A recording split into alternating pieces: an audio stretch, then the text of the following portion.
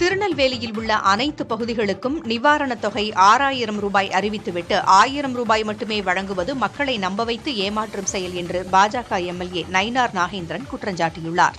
மானூர் தாலுகாவில் உள்ள பல கிராமங்கள் வெள்ளத்தால் பாதிக்கப்பட்டன.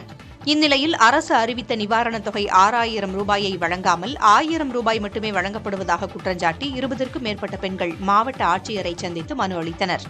அப்போது கிராம மக்களுடன் இணைந்து பாஜக எம்எல்ஏ நயினார் நாகேந்திரன் மாவட்ட ஆட்சியரிடம் மனு அளித்தார்.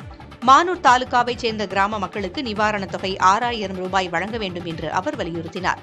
மேலும் திருநெல்வேலியில் உள்ள ஆக்கிரமிப்புகளை பாரபட்சமின்றி அகற்றுவது குறித்து சட்டமன்ற கூட்டத்தொடரில் பேசப்போவதாக தெரிவித்தார்.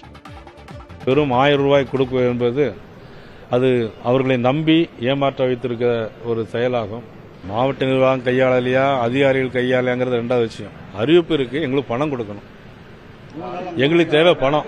இதில் நாங்கள் யாரையும் குறை சொல்றதுக்கு இல்லை. எங்களுக்கு எங்க தொகுதி திருநெல்வேலி சட்டமன்ற தொகுதியில் உட்பட்ட மானூர் தாலுகாவை சேர்ந்தவங்களுக்கு அவர்களுக்கு அந்த 6000 ரூபாய் பணம் கொடுக்க வேண்டும்.